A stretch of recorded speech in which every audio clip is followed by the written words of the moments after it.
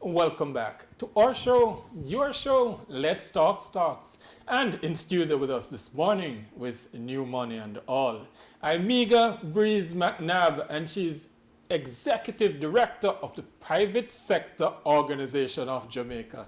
Imega, welcome. Thanks for having me again, Neilson. And I'm so excited because this is a historic day and what we're talking about today. It is indeed an historic day. We're talking about Project Star and the listing, bell ringing, everything. The Project first Star. social IPO for Jamaica. And as I said, I'm excited. And what is Project Star? The STAR stands for Social Transformation and Renewal. And this is a project that we are involved in 3 communities, but the intention is to do 10 communities. And Okay. these are underserved communities. So right now the project has actually started in downtown Kingston, we're in Clarendon, and we're in Savannah Lamar. So it is a project where we want to uplift the lives of people, we want to uplift communities, and we want to have inclusive and equitable growth. All right. So you're talking about transformation and renewal, social transformation and renewal, and that's what the STAR is all about. Why would the PSOJ get involved in something like this? We're about building a humane economy. They're both directly linked. You need a strong economy, you need a strong social environment for companies to thrive and to grow.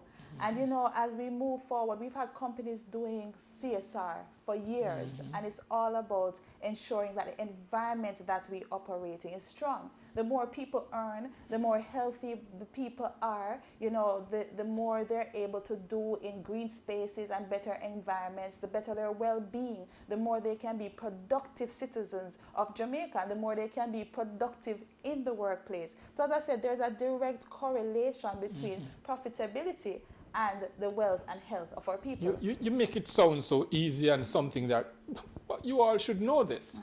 Why then do we have this so far apart? If there's this direct correlation, how come we haven't gotten it right yet? Why is there this divide? Well, you know, over the years, people have, you know, it's been about the profit making. And we've had social programs, but they haven't been coordinated. As you would have heard earlier, you know, I think the minister has $40 billion in his budget for social intervention programs. So it's not like we haven't been spending, but it's been happening in silos and it has not been sustainable. So Project STAR is about bringing all the stakeholders together. And what I wanted to also point out about Project STAR is that it is data driven and it is community led and it is about a sustainable model. So with the data, we're not just using crime data, we're using violence data. We're looking at different types of intervention. So we're looking at from our early childhood, we're taking care of the young, we're talking about our parents, what's happening in the schools, the infrastructure. So there are a lot of components that are required for social intervention, but we just have not had a coordinated approach ensuring that our taxpayer dollars are properly spent and having that impact. Because at the end of the day, what do we want? Safer communities, safer Jamaica, and a better place to live, raise our kids, and do business. And as someone said a while ago, retire. Of course, of course. I noticed you've identified at least 3 communities in which you've started. Downtown Kingston, Clarendon, and Westmoreland. Is there something that connects all 3? Why we chose? The data.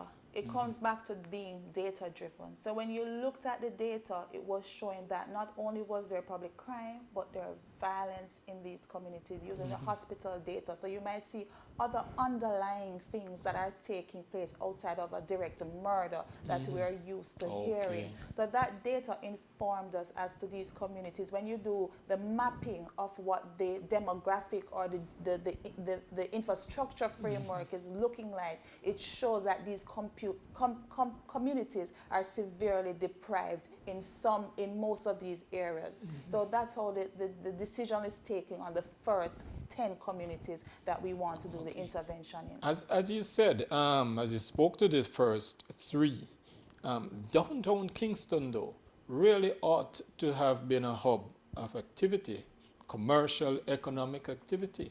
Why would we then have this underserved tag Well, to we can downtown? blame it on a lot of things, right? And we know the issues. But I think today is a great day because it's about the solutions. Yes. Right? And I believe downtown can be everything that you just said. And there are a lot, the good thing about Project Star and the other players and stakeholders is that we believe that it is that economic hub. Okay. And we're going to do what it takes to ensure that everybody is benefiting from when downtown becomes developed. So there are a lot of projects that is happening in this space, but as I said, it's about the coordination. What's different about Project Star? So we've tried different social programs before, even as you would admit. The PSOJ themselves have been involved in many of these.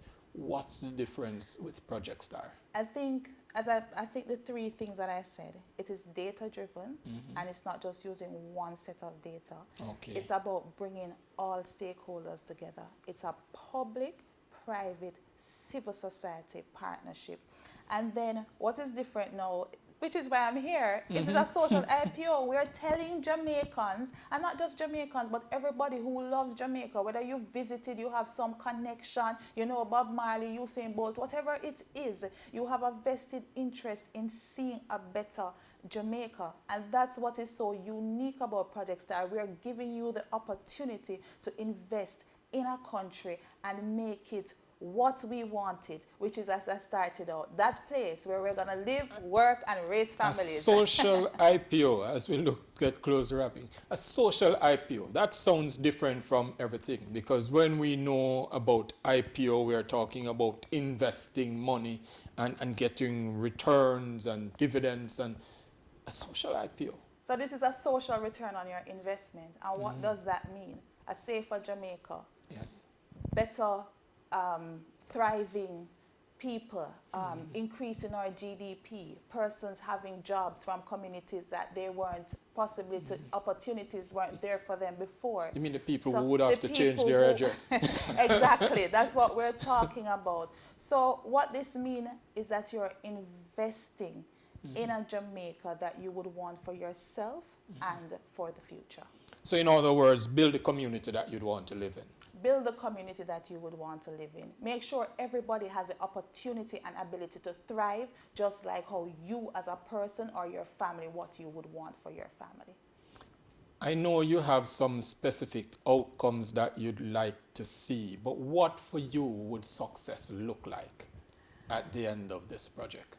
For success, I would say everyone having an opportunity that right where they are properly educated, where they are living in a very safe and very thriving environment, where they have opportunities for jobs, where they can earn and take care of themselves and have a mental well-being, and that they are a productive citizen of Jamaica and of the world. Absolutely great. And this is why we like to talk to her, you know. She represents the private sector organization of Jamaica. Always exciting when she comes around and give it to you in a manner that many. She has been breaking many glass ceilings. A young female CEO of the private sector organization of Jamaica. And she's further saying, look, Project Star will break even more glass ceilings and bring to you a better Jamaica. Thanks, Imega, for coming and talking to us. As we always say here on Let's Talk Stocks, we give you information to make better financial decisions. Come back with us tomorrow morning at 9. We'll have another exciting program lined up for you.